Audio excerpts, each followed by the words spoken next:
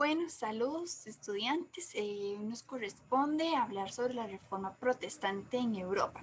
Bueno, vamos a conocer o hablar de la Reforma Protestante como un proceso fundamentalmente religioso que comienza en el Sacro Imperio Romano Germánico y se fue expandiendo por toda Europa.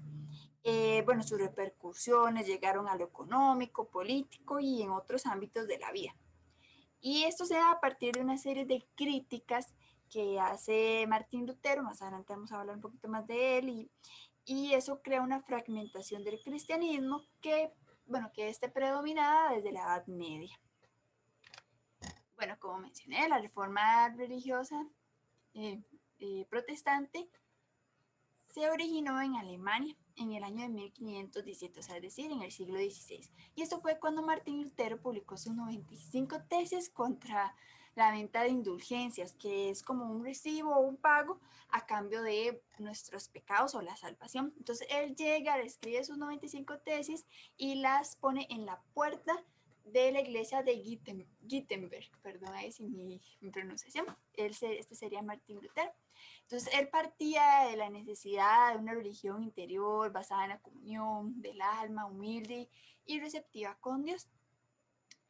Entonces, como dije, que es un movimiento religioso, una serie de protestas, ¿verdad?, contra la Iglesia Católica. Entonces, como mencioné, esto se da porque la iglesia estaba en decadencia, entonces estaba más preocupada por cuestiones políticas, económicas, que en cuestiones religiosas. Entonces, para aumentar sus riquezas, recurrió a cualquier artilugio. En esos podemos mencionar lo que es la venta de eclesiásticos, la venta de reliquias y lo que más enfadó, que fue la venta de indulgencias de los pecados.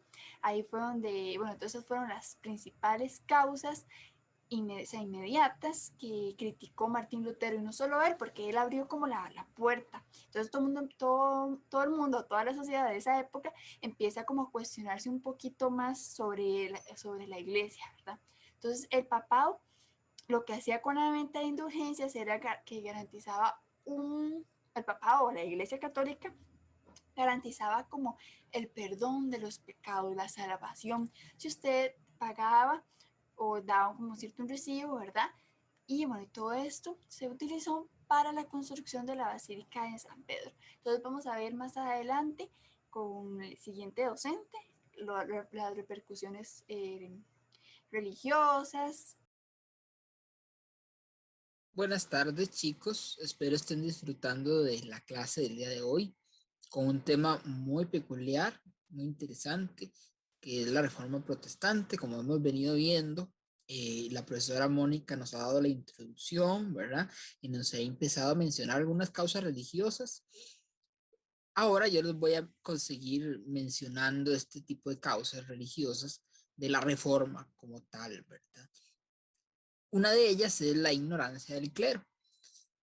La mayor parte de los sacerdotes desconocían la propia doctrina y demostraban absoluta falta de preparación para las funciones religiosas. ¿Por qué? Porque en su mayoría los sacerdotes eran, digamos, no formados de la forma adecuada, valga la redundancia.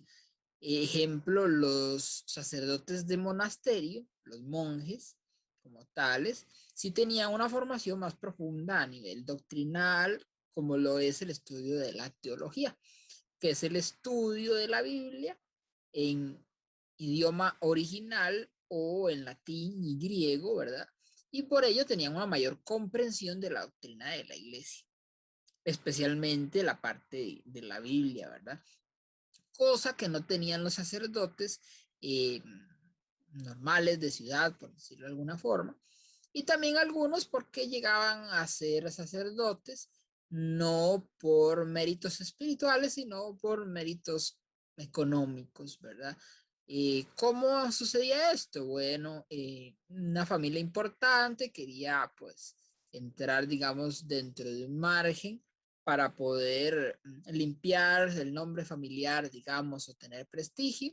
Entonces el Papa pues le nombra, le da un título, ya sea darle el título como sacerdote como tal, o le da un cargo, ¿verdad? A cambio de una cuantiosa cantidad de dinero o algún tipo de territorio. Y en ese caso, pues yo lo nombro a usted cardenal o lo nombro obispo de algún lugar, ¿verdad? Y con esto, pues tenemos ya a alguien noble en la familia y con un prestigio religioso. Y por ello es que existía mucho desconocimiento doctrinal dentro de los sacerdotes. Aparte, por otro lado, los monjes eran los únicos que tenían acceso a la escritura y a la Biblia como tal en ese momento, cosa que pues lleva a que la mayoría de sacerdotes pues interprete a su propio modo, ¿verdad? Los textos sagrados. Y con ello, pues, se lleve a cabo todo lo que le mencionaba la profesora Mónica, la venta de indulgencias, la venta de cargos incluso, ¿verdad? Y con ello, pues las personas a modo ignorante, ¿verdad? Pues llevan a pagar por la salvación, cosa que viene a cambiar un poco después con la introducción de la Biblia en alemán como parte de un proceso de la religión protestante, la reforma como tal. Hablándoles de eso un poco, vamos a hablar del aumento de los estudios religiosos a través de la invención de la imprenta, ya que con ello se tiran numerosos ejemplares de esta traducción hecha por Martín Lutero al alemán, hecha por su propio estudio académico, ya que él era un monje agustino, ¿verdad? Y con todo su conocimiento teológico, pues él hizo su propia traducción de la Biblia a la lengua, pues, de pueblo, por llamarlos de alguna forma, ¿verdad? Con ello, pues la divulgación de los textos sagrados entre las personas comunes, ¿verdad? Hace que la gente empiece a dudar de ciertas cuestiones, ¿verdad?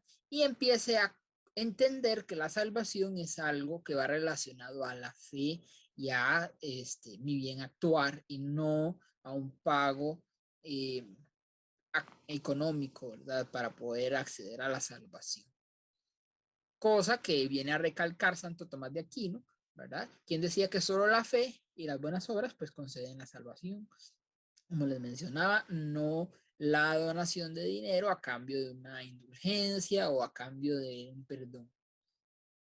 Este tipo de cosas son las que vienen a marcar un gran cambio en la mentalidad de las personas y empiezan a ver que existe una, digamos, doctrina muy diferente a la que ellos conocían y que en realidad es una interpretación para buscar beneficios económicos de alguna forma o modo, ¿verdad?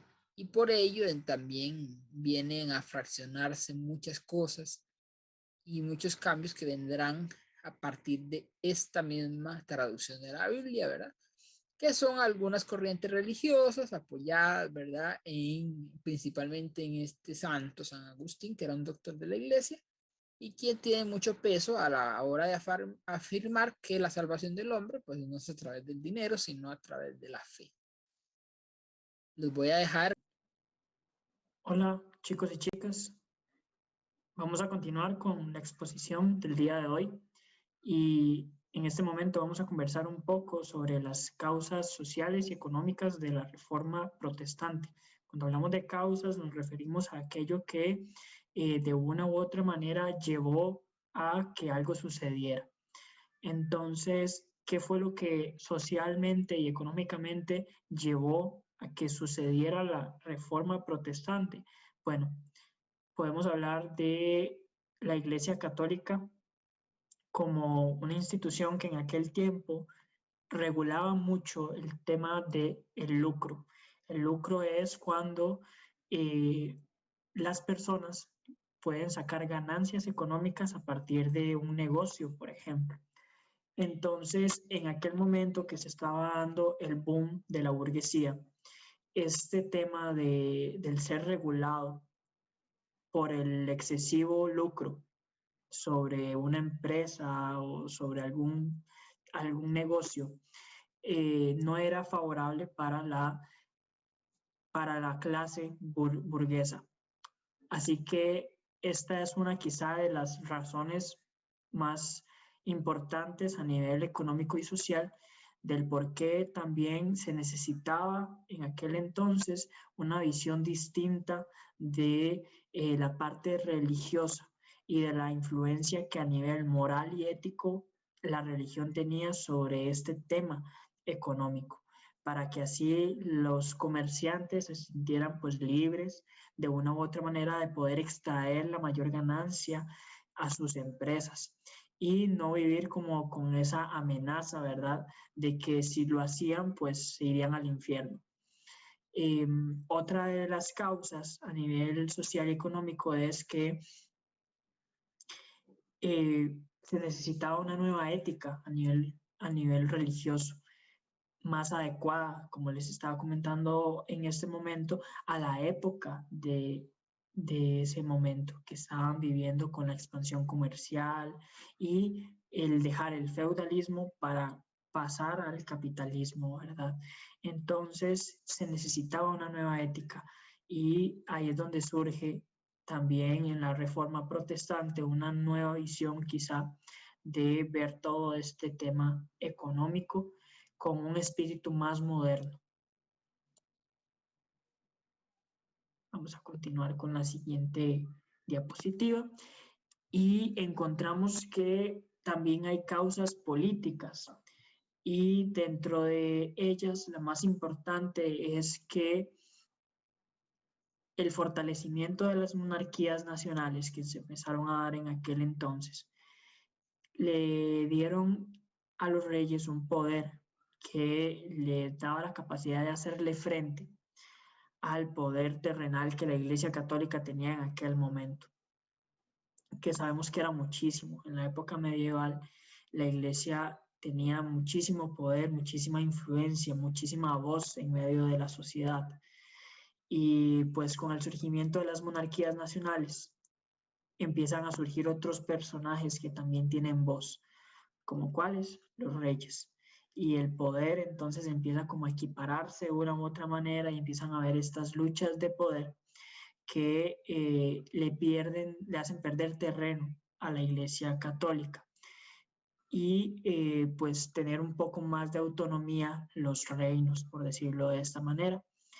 Así que pues esta es una de las causas también que lleva a la reforma, una iglesia que empieza tal vez a perder terreno y pues las otras voces ya de otros personajes como son los reyes empieza pues a notarse y ya no es solo el criterio de la Iglesia Católica el que en el momento prevalece, sino que ya hay otros criterios y esto lleva también a que sucedan cambios. Dentro de esos cambios, la reforma protestante.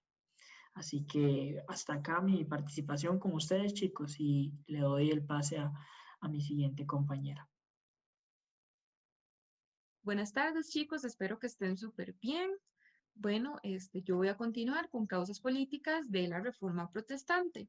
Como pudimos ver en la diapositiva anterior de mi compañero, la Iglesia romana, la Católica Romana, tenía la idea de la universalidad. Ellos creían que ellos eran el centro de la Iglesia cristiana en ese momento. Entonces, ¿qué pasó? Que esa noción de universalidad perdió fuerza, pues creció el sentimiento nacionalista. Cada estado con su lengua, su pueblo y sus tradiciones estaba más interesado en afirmar sus diferencias en relación a otros estados. La Reforma Protestante correspondió a esos intereses nacionalistas. Ejemplo, la doctrina cristiana de los reformadores fue divulgada en la lengua nacional de cada nación y no en latín, el idioma oficial de la Iglesia Católica Romana Apostólica. Entonces, estas causas políticas van ligadas también a causas, digamos, económicas y demás. ¿Por qué? Porque esta respuesta política viene a ser también una parte de, ¿qué pasa? De esa molestia que había, por ejemplo, con la venta de las reliquias, con la venta de cargos eclesiásticos, con la venta de las indulgencias, el tema de que cuando había un servicio siempre era en latín, entonces la mayoría de gente no entendía o no sabía o todo esto, en fin, fue lo que provocó a nivel político la Reforma Protestante. Entonces espero que con esta parte mía y con la de mi compañero haya quedado claro cuáles fueron las causas políticas de la Reforma Protestante. Ahora bien, la libertad de culto promueve la convivencia social. Chicos, yo quiero que ustedes reflexionen y que entiendan que es muy importante respetar a los demás y respetarnos a nosotros mismos. Todas las personas tienen el derecho de tener la creencia que quieran. Así a nosotros no nos parezca, así a nosotros no nos parezca correcto. La religión ha sido por mucho tiempo utilizada tal vez para fines que no están bien y eso puede generarnos molestia y no voy a decirles que está mal, pero nosotros no podemos juzgar, no podemos caer en esos temas de que, ay, no, no puede hacer esto, tal vez porque es mujer, o no, no puede hacer esto porque tiene cierta preferencia sexual, o no, no podemos caer en eso. Nosotros, todas las personas, somos iguales. Debemos respetar, debemos compartir con las personas de manera por igual, debemos ser tolerantes, no podemos burlarnos de nadie porque tal vez tiene una forma de vestir diferente a la de nosotros o habla de manera diferente o tiene ciertas prácticas que tal vez a nosotros nos parecen hasta absurdas, pero no. Entonces, cada persona tiene el derecho de hacer lo que sea correcto para sí. Si para mí está bien ir a la iglesia, si para mí está bien orar y eso sirve para mi espiritualidad, pues está bien. Y si para otra persona no tiene ningún tipo de creencia y no la necesita, está bien. Entonces, en fin, chicos, es muy importante ese punto. Ser respetuosos, ser tolerantes y siempre, siempre, siempre ser empáticos con los demás, porque hay muchas personas que a causa de la religión, día a día, se ven discriminadas. Espero que les haya quedado muy claro y que les haya gustado la presentación. Ahora continuamos con la actividad. Gracias. Bueno, y ya para finalizar, nosotros realizamos un juego para poner en prueba los conocimientos adquiridos de la Reforma Protestante. Entonces aquí se pueden meter, se llama mopti.com, pueden ingresar por el PIN, igual nosotros les vamos a estar dando el link. También aquí hay un código que pueden utilizar, bueno, entrar mediante sus celulares, ¿verdad? Y vamos a jugar para que tengan una idea y explicarles más o menos de qué trataría. Que le dan cerrar al anuncio.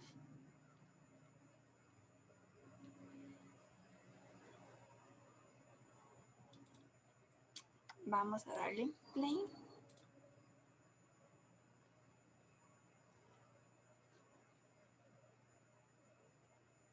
Entonces el juego sería como el clásico ahorcado que jugamos nosotros en la escuela, en el colegio cuando estábamos aburridos. Entonces vamos a darle nivel 1 y nos van a aparecer diferentes palabras y vamos a tener que adivinar. Bien, por ejemplo, entonces vamos a empezar como con las principales, ¿verdad? Y ahí ustedes lo van colocando hasta adivinar. Y esa sería nuestra actividad, nuestro jueguito para poner en práctica las palabras y diferentes conceptos que estuvimos hablando durante la presentación de la Reforma Protestante.